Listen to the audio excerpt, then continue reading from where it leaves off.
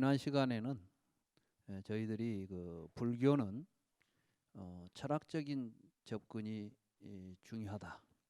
다시 말해서 맹목적인 믿음으로 우리가 불교를 받아들여서는 안 되고 우리들이 바른 생각을 가지고 바르게 이해를 해야만 불교는 바르게 실천을 해갈 수가 있다. 이런 차원에서 우리는 불교를 철학적으로 살펴볼 필요가 있다. 이런 취지의 말씀을 드렸습니다. 이제 오늘은 그러면 불교를 이해하려고 할 때 우리가 그냥 부처님 말씀을 들으면 다 그대로 이해가 잘 되는 말씀인가? 사실은 부처님께서는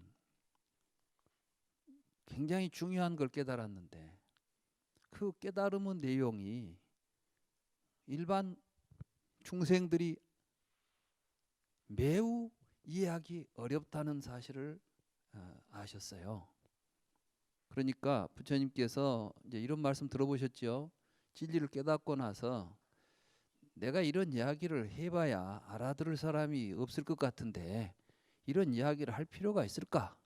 이런 생각을 하셨다고 하지요. 사실이에요. 부처님 말씀은 우리가 그냥 우리하고 같은 언어를 사용하고 있지만 그 의미를 우리가 바로 이해하기 위해서는 그렇게 간단하게 이해될 수 있는 내용이 아니기 때문에 굉장히 주의가 필요합니다. 다시 말해서 어떤 한 부처님의 말씀을 우리가 듣는 지점을 잘 설정해야 된다는 말씀이에요. 이게 이제 중도예요, 중도. 중도라는 말씀 들어보셨죠? 불교는 중도다 이렇게 말하는데 이 중도가 참 어려운 거예요. 가운데에 중자 길도자니까 어디 중간길이라고 생각할 수가 있죠. 가운데 있는 길이에요. 그럼 어디 가운데 있는 길이겠어요? 대부분 불교를 공부하면서도 중도에 대해서는 별로 이렇게 관심이 없어요. 내가 지금 중도 입장인지 아닌지 이런 걸 점검을 해야 되는데 자기가 그런 걸 점검하면서 공부를 하지 않아요. 대부분이. 왜냐하면 중도를 이해를 못하기 때문에 그렇죠. 그래서 이제 먼저 불교를 공부하기 위해서는 중도가 무엇인지 이걸 잘 알고 그리고 이제 그 중도 관점에서 불교를 이해해 가야 됩니다. 그렇지 않으면 불교가 제대로 이해될 수가 없습니다. 우선 이 중도를 먼저 이해하기 위해서 우리가 살펴봐야 될 부처님의 말씀이 있습니다. 경전이죠. 그래서 오늘은 이제 그 경전을 먼저 같이 한번 살펴보고 그리고 그 경전의 내용을 가지고 중도가 무엇인지를 알아보도록 하겠습니다. 여러분들의 그 교재 붓다의 철학 교재 24쪽에 보면 붓다의 침묵이라는 제1 붓다의 침묵 이렇게 나오죠. 부처님께서는 설법을 아주 많이 하셨는데 또 누가 물어보면 아주 친절하게 대답을 잘해 주셨는데 그런데 어떤 질문에 대해서는 부처님께서 대답도 안 하고 그런 질문에 대해서 나는 대꾸를 하지 않는다고 전혀 관심을 보이지 않은 문제들이 있어요. 그게 뭐냐면 이제 이 세계는 영원히 존재할까 아니면 언젠간 없어져 버릴까 이런 문제들 또는 이 세계는 무한히 넓을까 아니면 유한할까 이런 문제들 또는 우리들이 이제 죽으면 우리 생명이라고 하는 것이 이 몸과 같아 가지고 이 몸이 생명을 마치면 우리도 다 생명이 끝나버리는 것인가? 아니면 그거 말고 우리의 생명은 이 몸과는 따로 존재하는 것인가? 이런 질문들. 심지어는 진리를 깨달아서 열애가 되신 분들, 그러니까 열애가 돌아가신 뒤에 존재할 수 있을까? 아니면 그냥 죽은 뒤에 열애는 없어져 버리는 것일까? 뭐 이런 질문들을 하면 부처님께서 대답을 안 하시는 거예요. 그런 문제는 나는 안 다룬다. 나는 그런 문제는 대꾸하지 않는다. 초지일관 이렇게 말씀을 하셨습니다. 왜 그랬을까요? 부처님은 진리를 깨달아서 다 아신다니까. 다 안다면 뭐 세계가 영원한지 영원하지 않은지 아니면 유한한지 무한한지 이런 것 정도 알아야 될 거 아니겠어요? 근데 이 문제는 단순히 그런 문제 뭐 궁금증의 문제가 아니라 실제로 우리가 수행을 할 때, 종교적인 수행을 할 때 사실은 전제되는 문제들입니다. 다시 말해서 이제 우파니샤드 철학 같은 경우에는 이 세계는 영원히 존재해야 됩니다. 그래야 영원히 살 수가 있는 거죠. 지금 브라만교에서는 브라만이나 아트마는 영원히 사는 존재죠. 우리는 본래 다 안 죽고 영원히 살 수 있어요. 그 안에 브라만이 들어있다니까, 신이 아트만이. 그럼 내가 영원히 살려면은 이 세상이 영원해야지. 세상도 없는데 나 혼자 살겠어요? 우리가 이제 수행을 할 때 대개 보면 생사 문제를 해결한다고 하죠. 요즘 우리 불교 수행한다면 생사 문제 해결하자고 하지 않아요. 생사 문제 해결하면 어떻게 될 것 같아요? 생사 문제 해결하고 나면 이제 안 죽고 영원히 살 것 같습니까? 살다가 죽고 말 것 같습니까? 죽어버린다고 하면은 생사 문제가 해결된 것 같지 않고, 그죠? 사실 우리가 지금 공부하면서도 불교에서 뭐 생사 문제를 해결하자 하고 수행을 한다고 하면서도 굉장히 막연하게 하고 있는 거예요. 생사 문제 해결하면 어떻게 될지. 생사가 무엇이고 그 문제를 어떻게 해결할지에 대해서 정확한 이해를 못 하고 있어요. 그러니까 이제 생사 그러면 여러분들이 알고 있는 의미로 생사를 받아들인다는 말씀이죠. 그러니까 생사 문제 해결하자 그러니까 낫지도 않고 죽지도 않은 경지를 가자 이런 이제 말로 이해가 되는 거예요. 그러니까 불교 공부하면서 이제 태어나지도 않고 죽지도 않을 세상을 가려고 하고 아라한이 뭐냐 그러니까 이제는 다시 태어나지 않은 것이 아라한이다. 그렇게 알고 있죠? 그래 그러면 태어나지 않는다는 말이 뭔 말이에요? 여러분들이 죽은 다음에 다시 안 태어난다 그 말은 죽어 없어져 버린 거나 똑같은 말인지 아라한은 죽은 뒤에 안 태어난다는데 참 애매하죠? 그런데도 아무 의심 없이 아라한은 이제 더 이상 안 태어난대. 그럼 아라한이 안 되면 또 태어난대. 어떻게 윤회한대요. 여러분들 윤회하고 싶어요? 죽고 나서야 안 태어나고 말고 싶어요? 난 차라리 윤회하고 싶지 그냥 죽은 뒤에 안 태어나고 싶진 않네.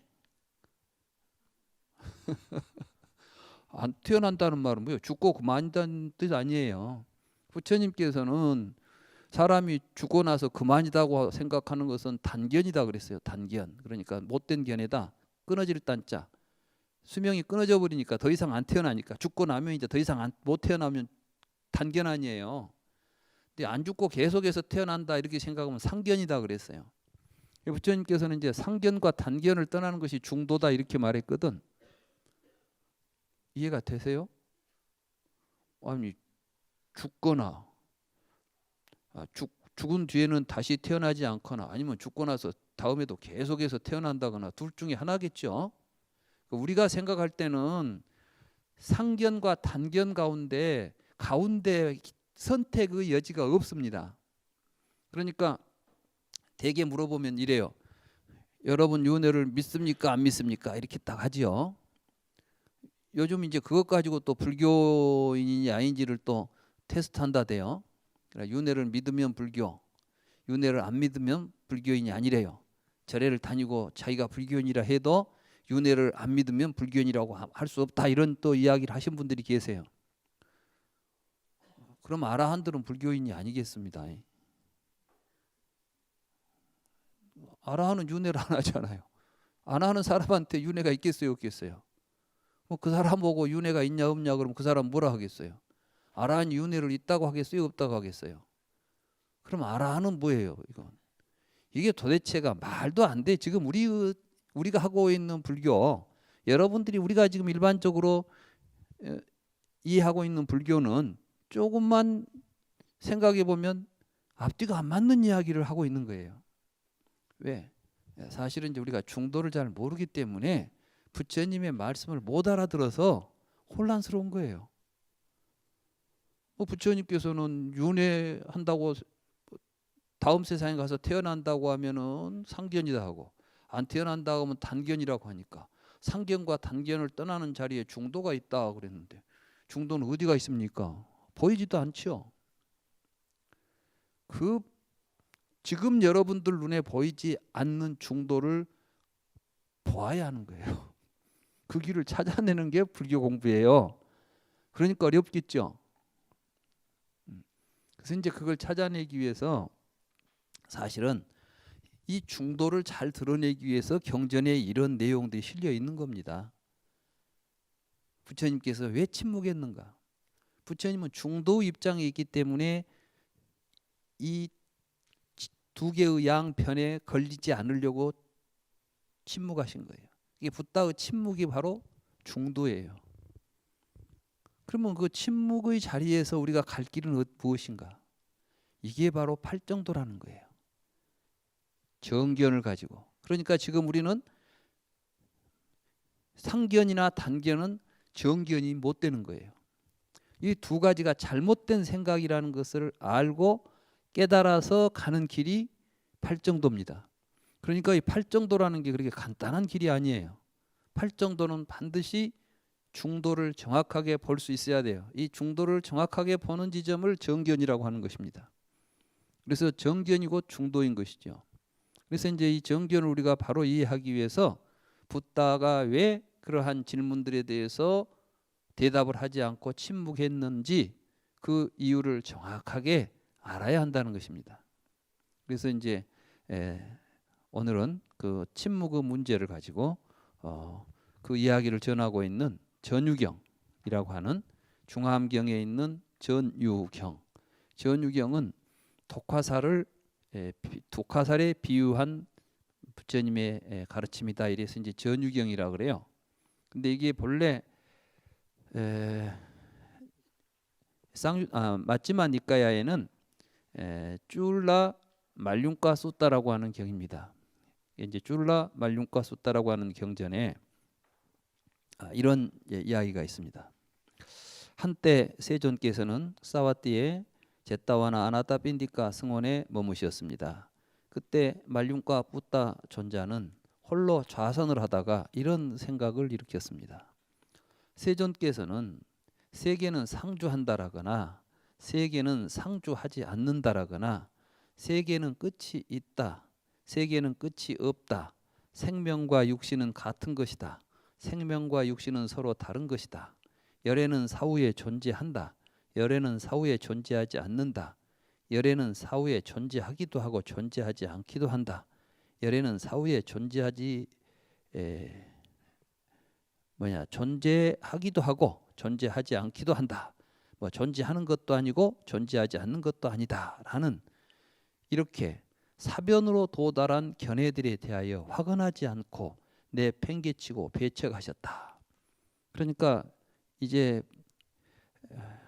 이 세계는 상주할까 상주하지 않을까 이런 견해들에 대해서 우리에게 선택을 요구하면 우리는 어떤 하나를 자기 견해로서 취해야 되겠죠. 내세는 있을까요? 없을까요?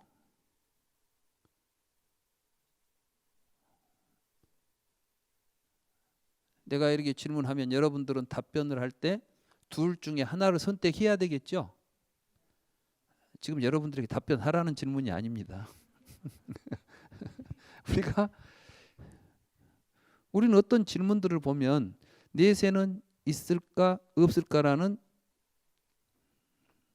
물음을 던져놓고 선택하도록 하는 거예요. 이런 질문들에 대해서 부처님이 답변을 안 해요. 왜 답변을 안 했을까요?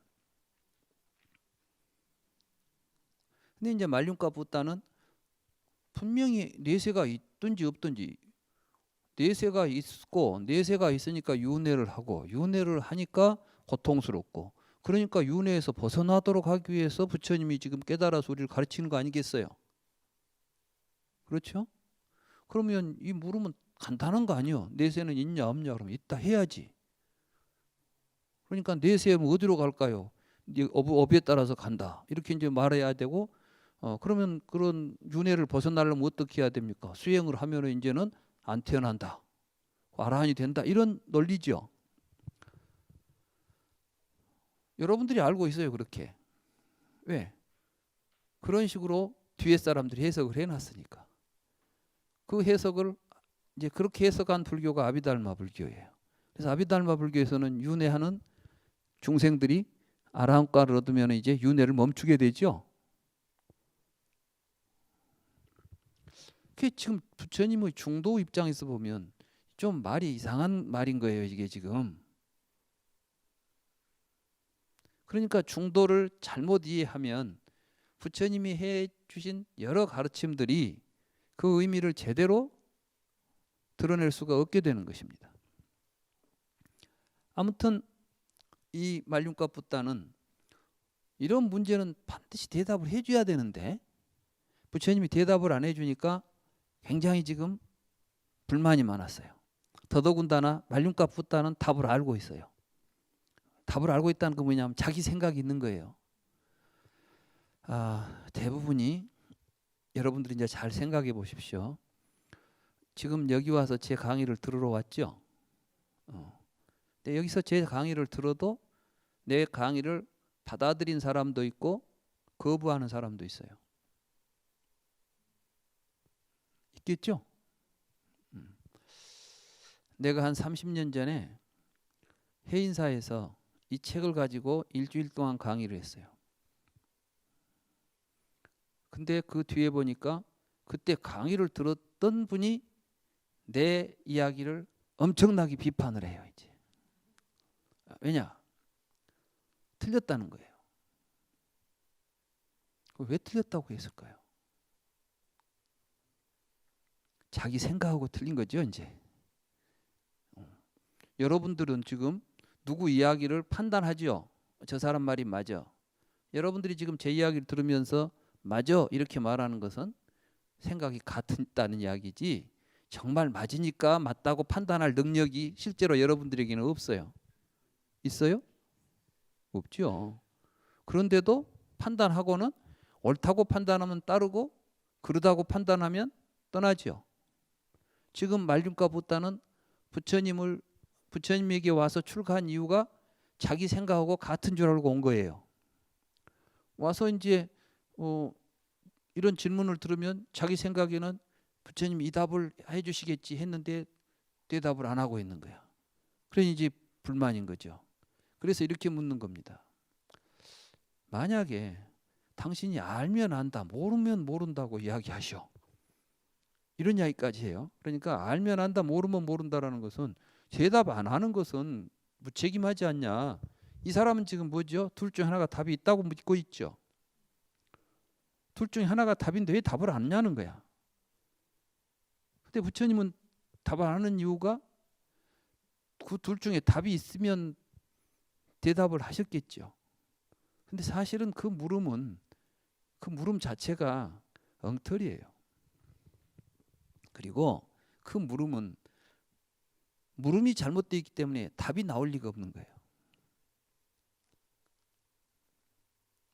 이렇게 하면 여러분들은 왜 그 물음이 잘못됐냐, 이렇게 이제 생각하죠. 네. 여러분들이 아직 무명 속에 있으니까 그래요. 중도를 모르니까 그러는 거예요. 이제 이 불교 공부를 잘 해가지고 그런 물음들이 얼마나 허무맹랑한 질문들인지를 깨닫는 게 굉장히 중요합니다. 그래서 이제 우리는 이 중도라는 이 주제를 가지고 아마 이번에 이제 절반은 이 중도 내용을 가지고 절반을 할 거예요.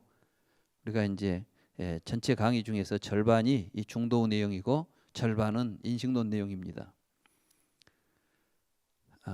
그러니까 이번 시간에 좀 이해가 안 된다고 해도 아직 시간이 많이 있으니까 걱정하지 마시고 차분하게 들으시면 됩니다.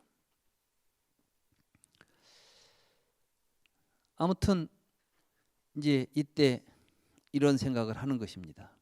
나는 이것이 마음에 들지 않고 이것을 용인할 수가 없다. 나는 세존을 찾아가서 이 문제에 대하여 물어봐야겠다. 만약 세존께서 나에게 이 문제에 대하여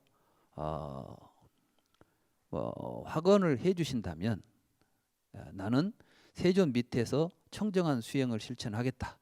그러나 나에게 확언을 해주시지 않는다면 나는 공부를 포기하고 환속하겠다. 그러니까 이제 출가 그만두겠다는 거예요. 이게 가만히 보니까 좀 의심스러운 거예요. 깨달아서 다 안다는 분이 뭐 물어보면 대답도 못하고 이게 꼭 사이비 같아. 그러니까 내가 계속 이 사람 밑에서 공부할 필요가 있겠어? 이번에 가서 확인해보고 사이비가 분명하면 나는 이 교단을 떠나야지. 이런 이제 대단한 각오를 가지고 간 거예요. 그래서 이제 세존이시여, 만약 세존께서 세계는 상주한다라고 알고 계신다면 저에게 세계는 상주한다라고 확언해 주십시오. 확실하게 말해 주란 이야기죠. 만약에 세존께서 세계는 상주하지 않는다라고 알고 계신다면 저에게 세계는 상주하지 않는다라고 확언해 주십시오. 뭐 이렇게 이제 쭉 묻습니다. 그리고 만약 세존께서 열애는 사후에 존재하는지 존재하지 않는지, 존재하기도 하고 존재하지 않기도 하는지, 존재하지도 않고 존재하지 않지도 않는지 몰라서 알지 못하고 있고 보지 못하고 있다면 나는 알지 못한다, 나는 보지 못한다라고 하는 것이 솔직하지 않겠습니까? 이런 표현을 해요. 그러니까 참 재밌죠. 부처님 앞에서 모르면 모른다고 하는 게 솔직하지 않겠습니까? 왜 자꾸 아는지 모르는지 그렇게 그냥 흐리멍텅하고 계십니까? 이런 식으로 아주 직설을 하고 있어요. 제가 이건 이제 그 빨리어 경전에 말을 그대로 지금 번역한 겁니다. 이건 제가 보태서 한 말이 아니라 니까야에 이런 식으로 부처님한테 합니다. 근데 이 문제에 대해서 많은 불교학자들이 또 여기에 대해서 해석을 해요. 왜 부처님이 침묵을 했을까요? 이제 어떤 분들은 그런 문제는 수행에 도움이 안 된다. 뭐 세계가 영원하냐 영원하지 않냐 이런 거 묻고 있지 말고 그냥 참선해야지. 뭐 참선 안 하고 헛생각하냐. 그러니까 대답을 안 해줬다는 거예요. 그러면 그렇게 말씀을 하셔야지. 야, 이런 문제는 수행에 도움이 안 돼. 그러니까 이 문제는 이런 거 하지 말고 수행해라. 이렇게 대답을 해야 되잖아요. 근데 부처님 그런 대답 안 해요. 그러니까 부처님이 하지 않은 대답을 만들어서 자꾸 설명을 하려고 해요. 왜? 자기 생각으로. 이게 굉장히 이제 우리가 불교 공부할 때 경계해야 될 게인데 이해가 안 되면 이해될 때까지 왜 이렇게 침묵하고 계실까를 더 깊이 생각해야 되는데 자기 생각으로 해석해가지고 그냥 정리해버리고 넘어가 버려요. 그러니 매우 중요한 가르침이 우리에게 의미를 드러내기 전에 자기는 이미 알고 있는 것으로 치부하고 넘어가 버리는 거죠. 요즘 우리 이제 불교 공부들이 그렇게 돼 있어요. 또 어떤 분들은 알고 있었지만 깨달아야 될 내용이니까 가르쳐 줬다. 또 뭐 이런 이야기도 하고. 그래서 이제 제가 그러면 정말 부처님이 뭐라고 그러면 부처님도 이유가 있을 거 아닙니까? 이제 물었어요. 왜 대답을 안 해주냐? 이제 이 정도 했으면 알면 안다, 모르면 모른다고 좀 이야기하세요. 왜 어영부영 그렇게 그냥 뭐 구렁이 담 넘어가듯이 얼렁뚱땅 넘기시려고 합니까? 이렇게까지 질문을 했는데 부처님이 그냥 넘어가겠어요? 그때 이제 부처님의 답변이 이제 이런 것입니다. 거기 이제 29쪽에 보면 근데 참고로 이제 이 문제에 대해서 옛날 어르신들 그러니까 이제 인도나 중국에서 고승들 있지요. 이런 분들이 다 언급하고 있어요. 왜 부처님이 이 문제에 대해서 근데 이분들의 의견은 한결같아요. 이것 자체가, 이 물음 자체가 사견이고 잘못된 생각이고 이 문제 자체가 엉터리 질문이다. 이런 문제는 다루어서는 안 된다. 이런 것들을 분명하게 합니다. 그러니까 제가 이제 불교를 쭉 역사적으로 보니까 고승이라고 했고 역사적으로 훌륭하신 분들은 정말 그만큼 부처님의 가르침에 대한 근본적인 이해가 되어 있는 분들이라는 것을 저는 느꼈어요. 지금도 공부하면서 보면 옛날 분들의 책들은 정말 잘 이해하고 있습니다. 그런데 그 책들마저도 요즘 보는 사람들이 지혜의 눈이 어두워서 제대로 그 의미를 드러내지 못하고 있는 것이 현실이지. 불교의 부처님의 가르침은 지금까지 수천 년 동안 훌륭한 고성 대덕들에 의해서 잘 이해되고 실천되어 온 그러한 가르침이다. 이렇게 이제 저는 이해하고 있습니다. 근데 아무튼 여기에 이제 29쪽에 보면 말륜가 붓다에게 부처님께서 하신 대답이 있어요. 거기 보면 이제 이런 이야기가 있습니다. 말륜가 29쪽입니다. 말륜가 붓다여, 어떤 사람이 도가사를 맞았는데 그에게 그의 친구와 친척들이 화살 뽑는 의사를 불러왔다고 하자. 그가 나에게 화살을 쏜 사람이 크샤트리아인지 바라문인지 바이샤인지 수드라인지를 내가 알 때까지는 나는 화살을 뽑지 않겠다라고 말한다고 하자. 그가 나에게 화살을 쏜 사람의 이름은 무엇이고 성은 무엇인지를 내가 알 때까지 나는 화살을 뽑지 않겠다라고 말한다고 하자. 그가 나에게 화살을 쏜 사람이 키가 큰지 작은지 중간인지 또 그 사람의 색깔이 피부 색깔이 검은지 갈색인지 황금색인지 그 사람이 어떤 동네 사는지 그 사람이 쏜 활과 화살과 시인은 무엇으로 되어 있는지 이런 것들을 알 때까지 나는 화살을 뽑지 않겠다고 말한다고 하자. 말륜가여, 그 사람은 그것에 대하여 알기 전에 죽을 것이다. 말륜가 붓다여, 이와 마찬가지로 세종께서 나에게 세계는 상주하는지 상주하지 않는지 열애는 사후에 존재하는지 존재하지 않는지 존재하기도 하고 존재하지 않기도 하는지 존재하지도 않고 존재하지 않지도 않는지에 대하여 확언해 주지 않는다면 나는 세존 밑에서 청정한 수행을 하지 않겠다라고 말하는 사람은 말륜가 붓다여, 그 사람은 열애가 그에게 확언해 주기 전에 죽을 것이다. 이제 이런 말씀을 하고 계세요. 저희가 이제 불교를 공부하고 이런 이 경을 읽고 참 황당했어요. 느닷없이 화살 맞은 이야기를 또 하고 있어요. 대답은 안 하고. 그러고 나서 또 이제 난 도대체 적절하다는 생각이 안 들었어요. 이런 물음에 대해서 답을 왜 안 해주시냐 하고 물으니까 너는 마치 도가사를 맞고 화살을 뽑지 않으려고 하는 사람하고 같구나. 이런 이야기를 하는 거예요. 도가사를 맞고 도가사를 뽑지 않으려고 하는 사람하고 이 문제에 답을 구하는 사람하고 뭐가 같아요? 같다고 생각되세요?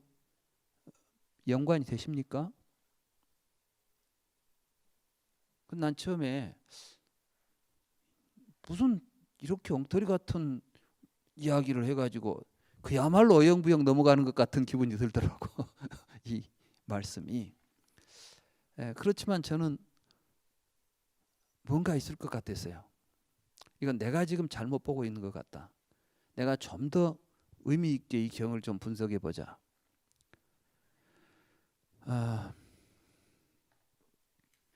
근데 또 부처님께서는 여기에 대해서 단순히 이것만 이야기하는 것이 아니라 나는 이 물음에 대해서 대답하지 않는 이유가 있다고 말씀을 하세요. 그게 뭐냐면은 이러한 질문은 의에 상응하지 않고 법에 상응하지 않고 범행에 도움이 안 된다. 그래서 나는 이런 물음에 대해서는 대답하지 않는다. 나는 사성제를 이야기한다.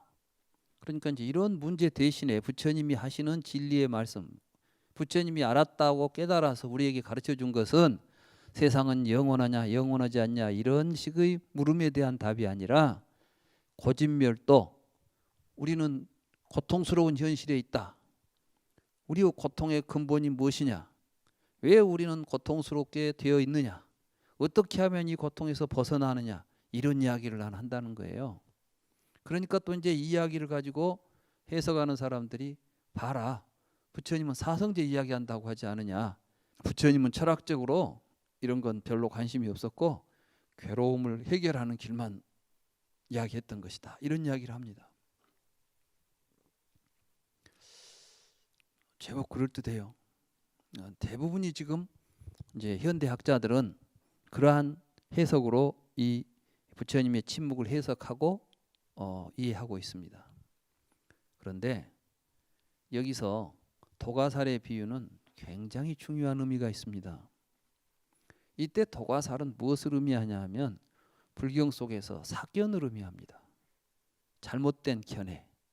그러니까 중도를 벗어난 견해를 사견이라고 그런다 그랬죠.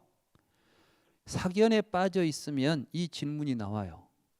그리고 사견에 빠져 있을 때 우리가 죽습니다. 지금 부처님께서 말씀하시는 죽음은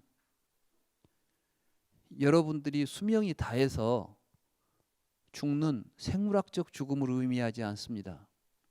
그러니까 불교에서 해결하고자 하는 생사 문제는 나이가 들어서 늙어서 죽는 죽음의 문제를 해결하는 게 아니라는 사실을 알아야 됩니다. 만약에 죽음의 문제가 나이 들어서 죽는 문제를 해결하는 문제였다고 한다면 부처님은 거짓말쟁입니다. 부처님은 진리를 깨달았죠. 부처님이 생사 문제를 해결을 했겠습니까? 못 했겠습니까? 생사를 무명이 사라지면 노사가 사라진다 그랬죠. 부처님은 진리를 깨달았으니까 무명이 사라졌던 거 아니겠습니까?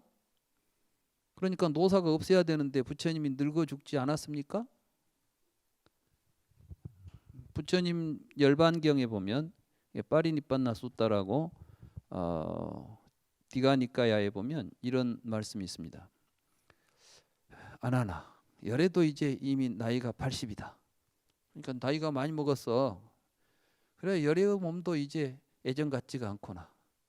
마치 내 몸은 낡은 수레가 가죽끈에 얽혀가지고 겨우 굴러가듯이 내 몸도 그와 같이. 그러니까 부처님이 한 걸음 한 걸음 옮길 때마다 80 먹은 노인이 걸식하고 돌아다녀요. 지금 바로 들고 밥을 얻어먹으러 돌아다니고 있잖아요. 그러면서 이제 중생 교화를 위해서 쭉 여행을 하고 다니시는데 걸음 걸을 때마다 힘든 거예요. 그래 안 한다 이게 그걸 하소연하는 거예요. 나도 이제 몸이 예전 같지가 않아. 나이가 드니까.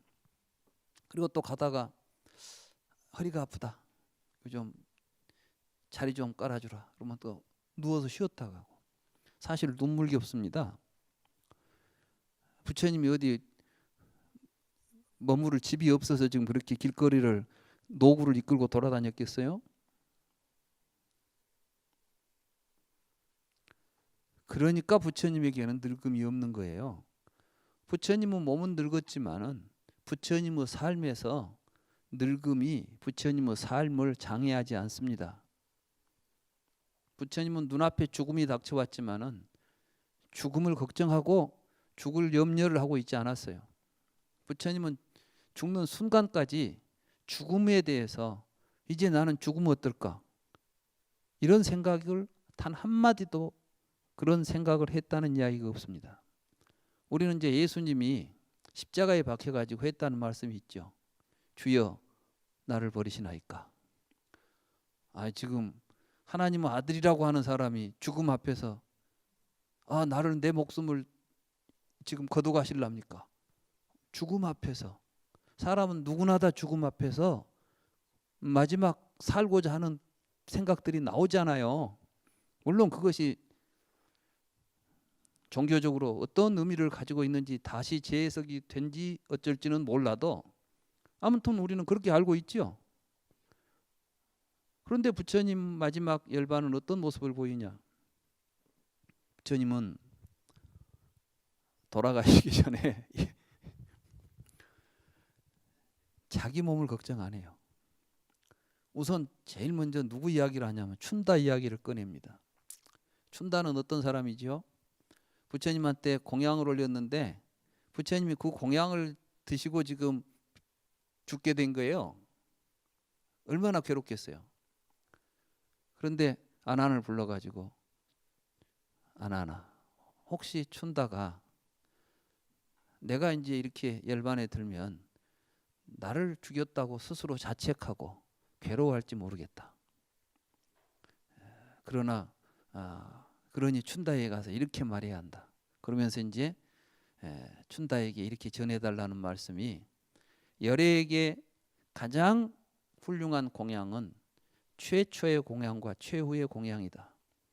그래서 최초의 공양은 열애가 처음 보리수 아래 나아가기 전에 수자따가 했던 유미주기 최초의 공양이었다.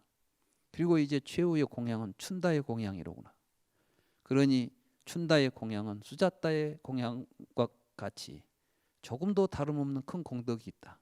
그러니 수자따에게 그대는 열애에게 마지막 공양을 올린 큰 공을 지었소라고 이야기해주고, 그로 인해서 춘다가 자책하거나 비탄에 빠지지 않도록 해야 한다. 이런 말씀을 하고 계세요. 그러니까 혹시 내 죽음을 통해서 그것 때문에 자책하고 고통스럽게 평생을 이제 그렇게 살 거 아니에요. 내가 열애를 죽였다.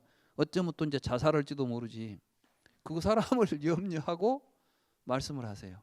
그리고 또 고통 속에 빠져 있는데 수바따라고 하는 바라문이 찾아옵니다. 늙은 바라문이. 지금 부처님이 오늘 내려고 앉아 있는데 어떤 사람이 와가지고 부처님 법문 좀 설해 주십시오 하고 찾아왔어요. 아난이 생각하니까 어떠겠어요? 그 정신없는 사람이지. 그러니까 지금은 안 됩니다 하고 막았습니다. 부처님이 또 그 말씀을 들어요. 듣고 너는 왜 지금 수바따가 나를 귀찮게 하려고 온 사람이 아니지 않느냐. 그 사람 나한테 법문을 듣고 싶다고 하는데 네가 왜 그걸 막는단 말이냐. 빨리 들여보내라. 그래가지고 숨이 넘어가는 마지막 순간까지 그 수바따를 위해서 법문을 설하고 그들을 위해서 가르치고, 그 마지막 가시는 길이 나는 이제 죽은 뒤 어쩔까 이런 생각은 추워도 없이, 이분에게 죽음이 있겠습니까? 우리들의 삶 속에는 여러분들은 살아있으면서도 죽음 앞에 서 있습니다. 그렇죠? 안 죽으려고 살죠. 지금 죽음에게 쫓기고 살고 있습니다. 그 삶으로부터 벗어나는 것이 죽음에서 벗어나는 것이지, 생물학적으로 나이가 들어서 죽는 죽음을 해결하는 것은 그건 불교가 해결하지 않습니다. 그건 누구도 해결하지 않습니다. 그리고 생명은 본래 그러한 구조 속에서 살아갈 수밖에 없습니다. 불교를 오해해서는 안 됩니다. 지금 부처님께서는 잘못된 생각을 가지고 있기 때문에 우리가 일으키고 있는 여러 가지 잘못된 생각들이 사실은 세계는 영원하냐 영원하지 않냐 이런 식의 질문 형태로 드러나고 있고, 이러한 생각에 빠져 있는 걸 죽음이라고 부처님이 부르신 거예요. 그러니까 도가살에 맞아 있으니까 뽑기 전에는 뽑지 않으면 죽는다는 거예요. 그걸 붙잡고 있지 마라. 그걸 뽑아내야 된다. 자, 이게 중도입니다. 중도에 가야만 그것이 뽑히는 거예요. 그러니까 굉장히 사실은 이 내용들이 심오해서 저는 이 생각을 이 경의 말씀을 제가 박사 논문 쓰기 전에 비로소 이 문제가 해결되고 내가 논문을 썼어요. 이걸 이해하고 나서 비로소 부처님 경전을 이해할 수가 있었기 때문에 그 이해된 내용을 가지고 쓴 책이 이제 논문이 제 박사 논문이고, 그 책이 바로 이 붓다의 철학입니다. 그만큼 중요한 내용입니다. 시간이 돼서 이제 이 시간에는 여기까지 하고 다음 시간에 이어서 부처님의 침묵의 의미를 더 심도 있게 살펴보도록 하겠습니다.